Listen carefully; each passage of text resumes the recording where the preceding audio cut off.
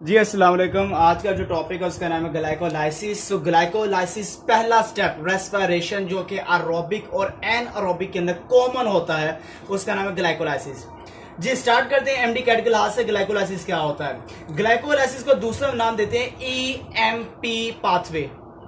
हम इसको EMP pathway भी कहते हैं।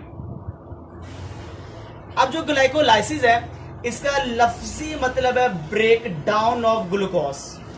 मतलब कि इस पाथवे के अंदर ग्लूकोज को तोड़ा जाता है और इसी से इसका नाम पड़ा। ग्लाइको का मतलब ग्लूकोज और लाइसिस का मतलब क्या, ब्रेक डाउन। ये जिस जगह पे आपको नजर आता है ये पूरा का पूरा प्रोसेस उसका नाम है साइटोप्लाज्म। तो जिस साइट के अंदर ये चलता है बड़ा उसको नाम देते हैं, दे आर कॉल्ड साइटोप्लाज्म। तो साइटोप्लाज्म के अंदर चलने वाला एक प्रोसेस है जिसका नाम है ग्लाइकोलाइसिस। अगर मैं कहता हूं ऑक्सीजन, तो ऑक्सीजन के लिहाज से देखा जाए अगर ऑक्सीजन मौजूद है तो फिर भी ये प्रोसेस चल जाता है, इसलिए इसको कह देते हैं ये एरोबिक कह लो इसको। अगर ऑक्सीजन नहीं मौजूद तो बगैर ऑक्सीजन के भी चल जाता है, तो आप इसको एनएरोबिक भी कह लो। मतलब एरोबिक और एनएरोबिक दोनों के अंदर जो प्रोसेस चलता है जो कि कॉमन प्रोसेस है उसका नाम है ग्लाइकोलाइसिस है। बेसिकली जो ग्लाइकोलाइसिस है इसको चलाने के लिए कुछ रिक्वायरमेंट्स हैं। वो कौन सी चीजें हैं जिनके बगैर ग्लाइकोलाइसिस नहीं चलता। पहली रिक्वायरमेंट उसका नाम है एंजाइम्स। काफी ज्यादा एंजाइम चाहिए, हर स्टेप के अंदर एंजाइम चाहिए। एंजाइम अगर होंगे तो ग्लाइकोलाइसिस चलेगा। इसके बाद एटीपी, भाई इसको चलाने के लिए हमें एटीपी की जरूरत होती है, वो बाद में बताऊंगा कितनी एटीपी की जरूरत होती है।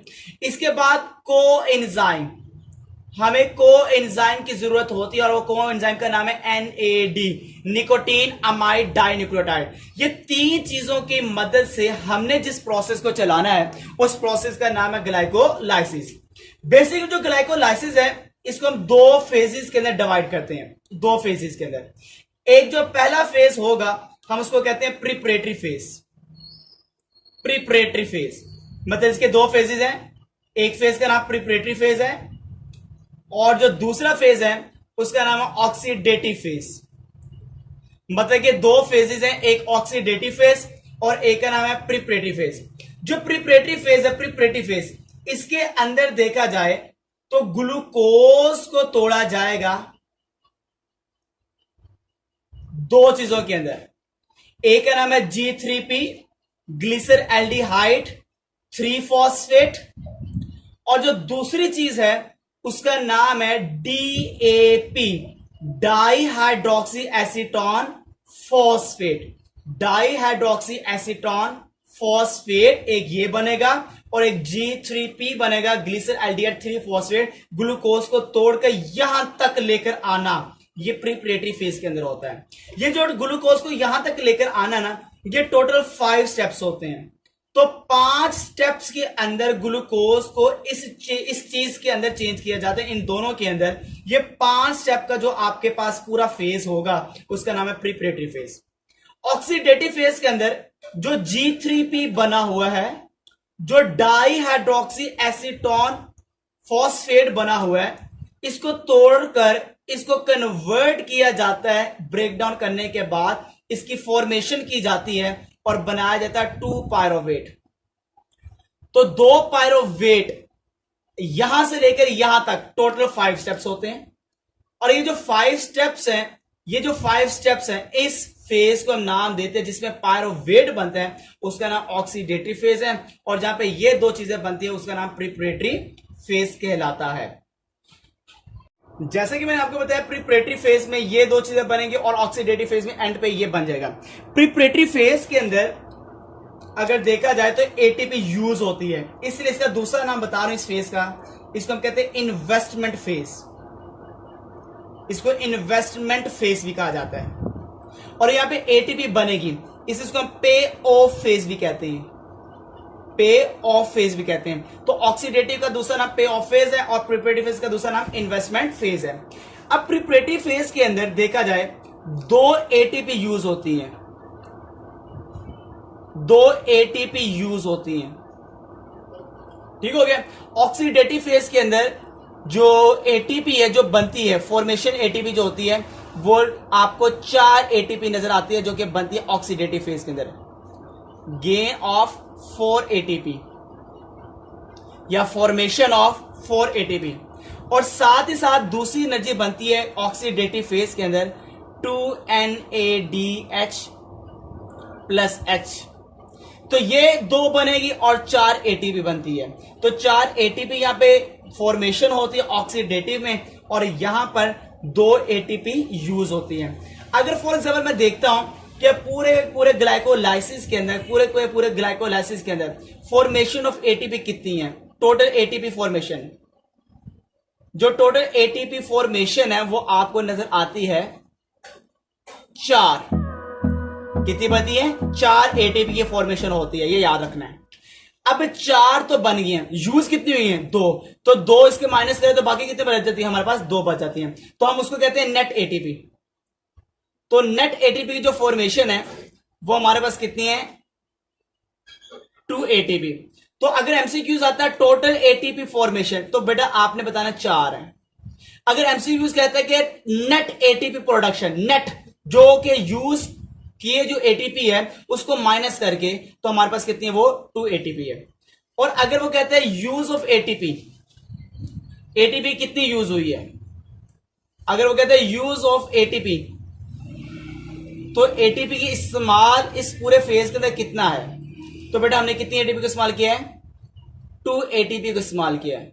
तो यूज 2 है, नेट भी 2 है, और टोटल जो प्रोडक्शन वो कितनी है? 4 एटीपी है। ये 2 फेजेस जो मैंने आपको बता दी हैं, ये 2 फेजेस को मिलाकर क्या बनता है? ग्लाइकोलाइसिस। तो मैं 1 बाय 1 करके स्टेप गिनाऊंगा, 5 और 5 टोटल 10 स्टेप के ऊपर जाके मुश्किल ये पूरा का पूरा ग्लाइकोलाइसिस हम पढ़ेंगे कि कैसे क्या चीज बनती है, कैसे क्या चीज बनती है, कौन सा एंजाइम इन्वॉल्व होता है, कैसे पायरोवेट बनता है, कहां पे एटीपी यूज होगी और कहां पे एटीपी की फॉर्मेशन होगी। ये सारा का सारा आप पढ़ने लगे हैं, पूरा का पूरा मेथड मैकेनिज्म ऑफ ग्लाइकोलाइसिस, जो कि स्टेप बाय स्टेप होगा। जैसे कि हमें पता है ग्लाइकोलाइसिस में हम ग्लूकोज को तोड़ते हैं और ग्लूकोज से पायरोवेट बनाएंगे। ये आ गया ग्लूकोज, ये हमारे पास आ गया ग्लूकोज। अब जो ग्लूकोज है, सबसे पहला स्टेप, ग्लूकोज एटीपी को यूज करता है, एटीपी को यूज करता है, और एटीपी को यूज करने के बाद एटीपी कन्वर्ट हो जाती है एडीपी के अंदर, और एक फॉस्फेट चला जाता है ग्लूकोज के पास। जब एक फॉस्फेट ग्लूकोज के पास लग जाता है तो क्या बन जाएगा? Glucose 6 phosphate, glucose 6 phosphate. तो ग्लूकोज से क्या बना दिया? Glucose 6 phosphate. तो मैंने एक एटीपी को यूज कर लिया है। तो जैसे कि आपको पता है ग्लूकोज के पास कितने कार्बन होते हैं? 6 होते हैं। जैसे कि आप बना सकते हैं और देख भी सकते हैं, ये 6 कार्बन है, और इस वक्त छठे नंबर पे मैंने फॉस्फेट लगा दिया, और ये क्या बन गया? ग्लूकोज 6 फॉस्फेट बन गया। अब जो एंजाइम इन्वॉल्व होता है एटीपी को यूटिलाइज करने वाला और एटीपी को बनाने वाला, एटीपी का जो एंजाइम है, आपने उसको याद रखना, उस एंजाइम को कहते हैं काइनेज। काइनेज तो पूरा नाम होगा जो यूटिलाइज कर रहा है, ग्लूकोकाइनेज। काइनेज का मतलब एटीपी के फॉर्मेशन में जो एंजाइम इन्वॉल्व होता है, ये एटीपी की यूटिलाइज में जो एंजाइम इन्वॉल्व होता है उसका नाम है काइनेज। तो जो यूटिलाइज करता है उसके नाम के साथ ये साथ लिख देना, ग्लूकोकाइनेज या ग्लूकोज काइनेज या हेक्सोकाइनेज। हेक्सो का मतलब 6 कार्बन वाला। तो किसी भी के साथ जब एटीपी को मैं यूटिलाइज करूंगा तो बेटा मैं साथ में क्या लगा दूंगा? काइनेज। तो क्या बन गया? ग्लूकोज 6 फॉस्फेट बन गया। अब इसी के बाद ग्लूकोज और फ्रुक्टोज सेम होते हैं, सिर्फ ए के पास एल्डिहाइड ग्रुप होता है जिसका नाम ग्लूकोज, और जो कि फ्रुक्टोज है उसके पास होता है कीटोन। तो एल्डिहाइड को कीटोन में चेंज करना है और फिर जाके क्या बन जाता है? Fructose 6 phosphate, fructose 6 phosphate. अब बेसिकली सिर्फ मैंने फंक्शनल ग्रुप को चेंज किया है, एल्डिहाइड से कीटोन लगा दिया। तो एल्डिहाइड से जब कीटोन लगाया तो क्या बन गया? फ्रुक्टोज बन गया। तो जो एंजाइम फंक्शनल ग्रुप को चेंज करता है उसका नाम है आइसोमेरेज, उसका नाम है आइसोमेरेज। तो याद रखना, फंक्शनल ग्रुप को कन्वर्ट करने वाला एक ही चीज को दूसरी शक्ल में लेकर आने वाला उसी फॉर्म के अंदर, बस फंक्शनल ग्रुप का चेंज आया, एल्डिहाइड था, इसके पास क्या आ गया, कीटोन। तो याद रखना कौन सा एंजाइम होगा, आइसोमरेज। फ्रुक्टोज के पास भी कितने कार्बन है, 6 होते हैं। जैसे ये आपके पास 3 4 5 और ये 6 आ गया, और अभी भी छठे नंबर पर फॉस्फेट है, तो पूरा नाम क्या होगा, फ्रुक्टोज 6 फॉस्फेट। एंजाइम का नाम क्या है, आइसोमरेज आ गया। इसी के बाद जो फ्रुक्टोज है ये यूटिलाइज करता है एटीपी को।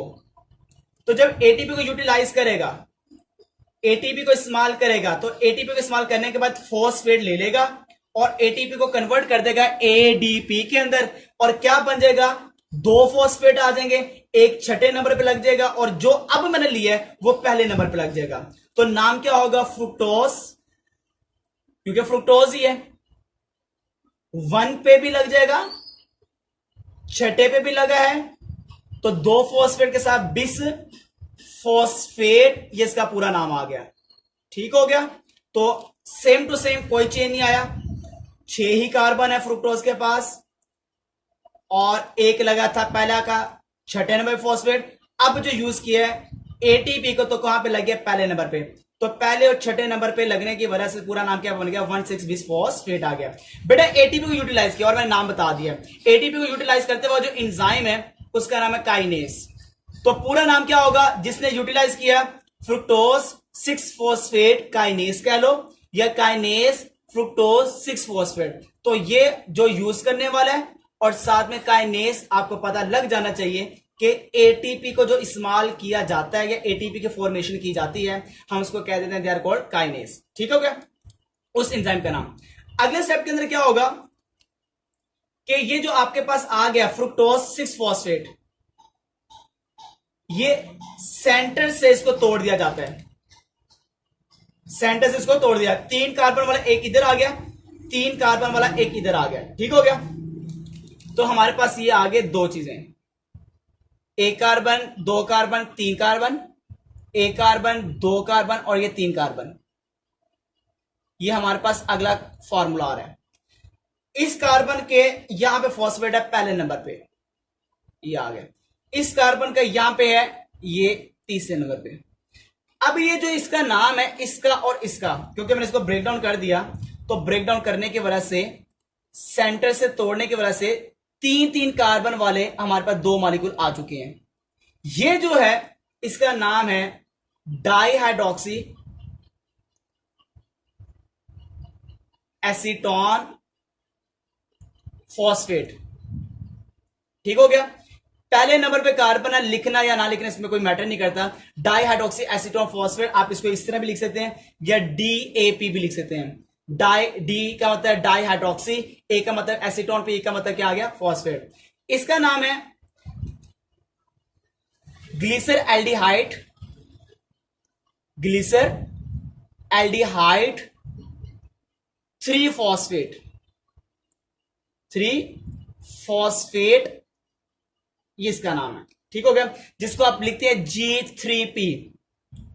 अभी मैंने पीछे आप को रिसेंटली बताया है कि 5 स्टेप, 1 2 3 4 5, ये जो 5 पहले स्टेप होते हैं, हम इसको नाम देते हैं, they are called preparatory phase. ये प्रिपरेटरी फेज कंप्लीट हो चुका है, प्रिपरेटरी फेज कंप्लीट हो चुका है, ग्लाइकोलाइसिस का प्रिपरेटरी फेज कंप्लीट हो चुका है।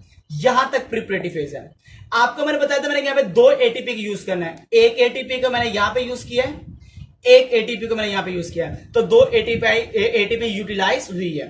दूसरी चीज के बाद तीसरी चीज मैंने बताया कि थी कि ग्लूकोज को तोड़ा जाता है DAP के अंदर और G3P के अंदर। यहां तक का जो फेज होता है आप उसको कह देते हैं they are called preparatory phase. तो जो पहले 5 स्टेप पे जहां पे एटीपी को यूज किया जाता है, हम उसको कहते हैं they are called preparatory phase, और इसमें 2 एटीपी को यूज किया जाता है और एंड का जो प्रोडक्ट होता है वो DAP है, और साथ साथ क्या है, G3P है, ग्लिसर एल्डिहाइड 3 फॉस्फेट होता है। अब जो अगला स्टेप है उसका नाम है ऑक्सीडेटिव फेज, जो कि आगे 5 स्टेप हैं। पहले 5 प्रिपरेटरी, अगले 5 ऑक्सीडेटिव फेज होते हैं जी। तो अब स्टार्ट करते हैं ऑक्सीडेटिव फेज को।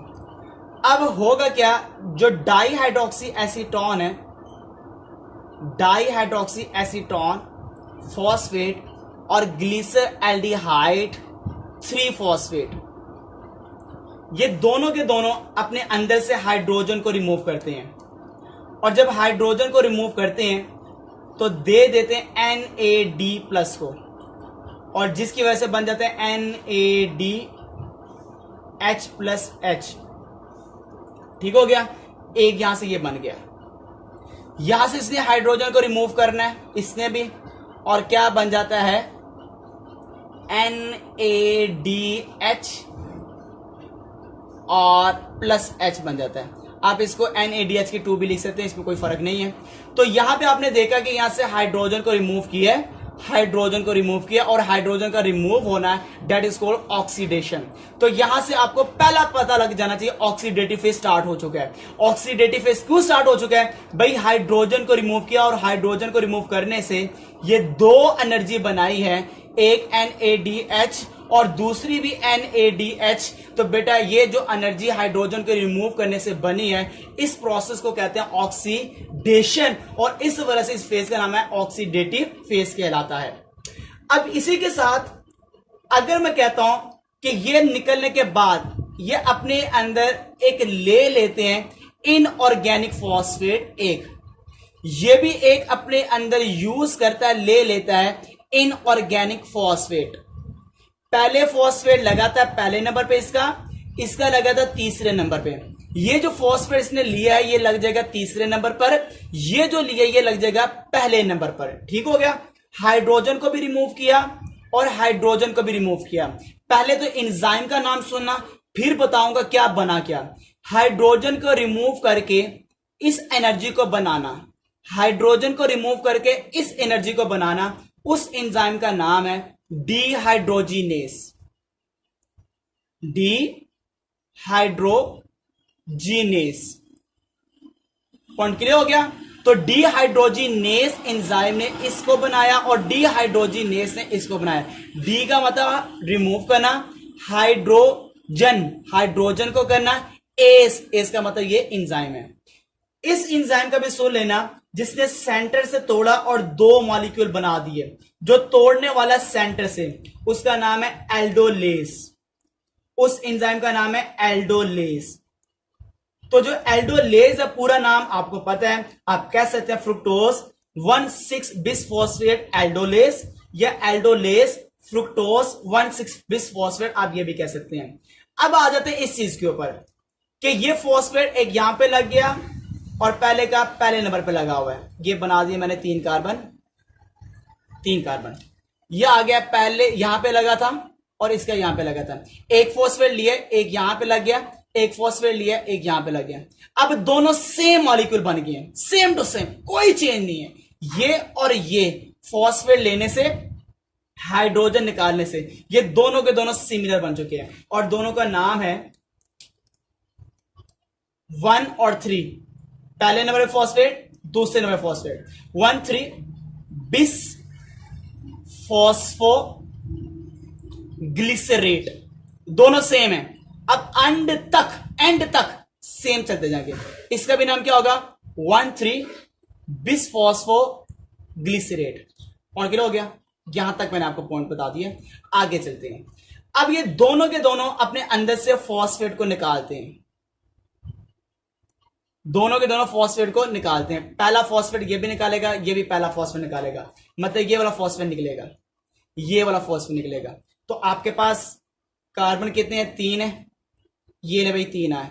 इधर भी कार्बन कितने हैं? 3 है, ये लो भाई 3 है। फॉस्फेट कहां पे लगा? पहले नंबर पे, तीसरे नंबर पे, ये ले तीसरे नंबर पे, ये लगा तीसरे नंबर पे, ये निकला हुआ तीसरे नंबर पे। क्या बनाएगा बेटा? यहाँ पे क्या बनेगा? यहाँ पे एक जो फॉस्फेट निकला वो एडीपी को दे दिया जाएगा और फॉर्मेशन कर दी जाएगी एटीपी को। ये फॉस्फेट किसको देगा? एडीपी को देगा, और एडीपी को लेने के बाद वो एडीपी किसमें चेंज हो जाएगा? एटीपी के अंदर।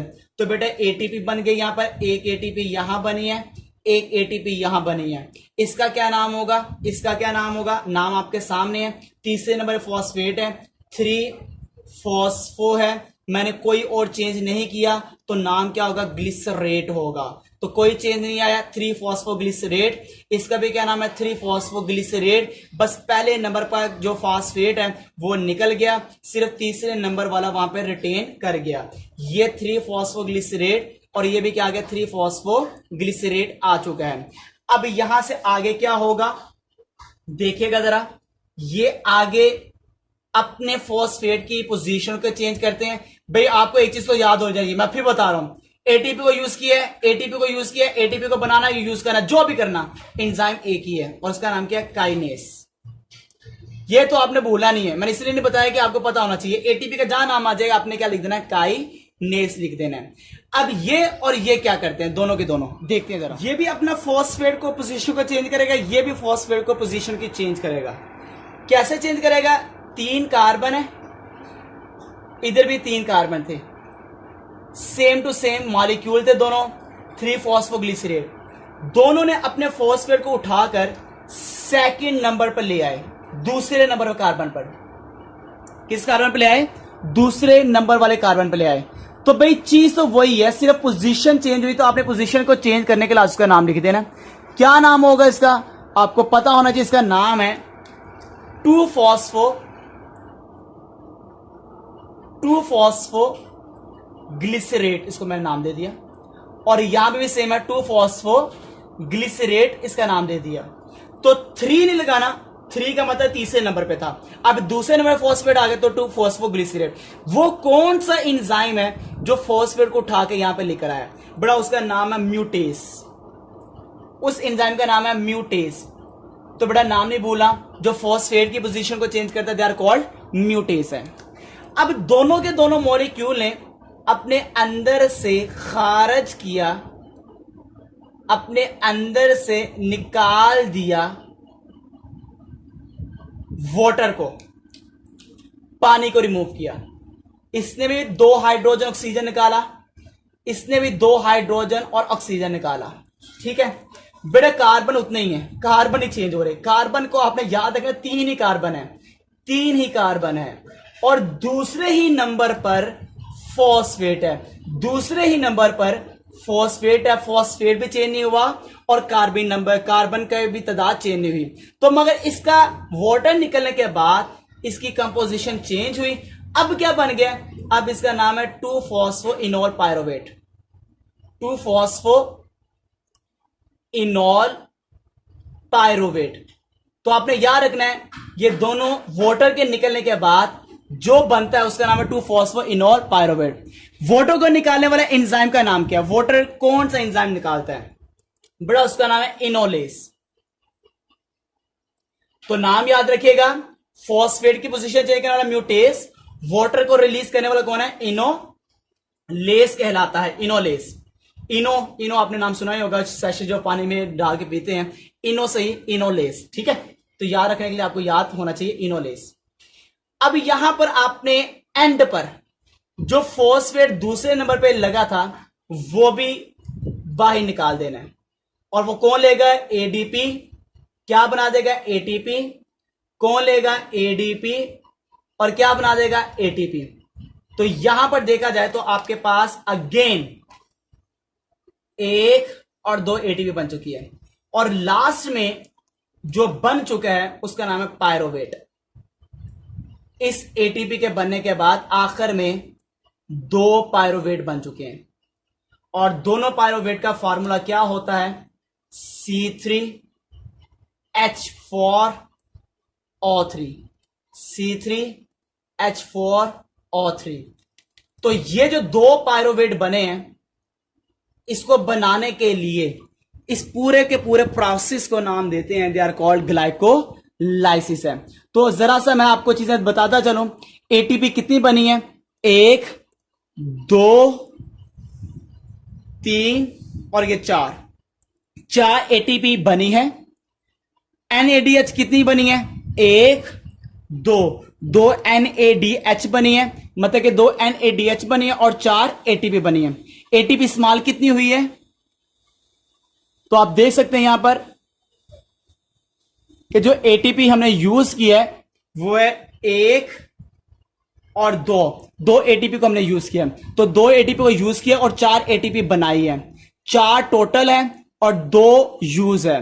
नेट एटीपी हमारे पास कितनी बच गई? 2 एटीपी बच गई। 2 को माइनस करके कितने बच गई? 2 बच गई। एनएडीएच कितनी इस्तेमाल हुई है? 2 ही है। तो यहां से लेकर ना यहां से लेकर एंड तक पायरुवेट तक जो फेज है उसका नाम ऑक्सीडेटिव फेज है, और पहले जो 5 है उसका नाम है प्रीपरेटिव फेज कहलाता है।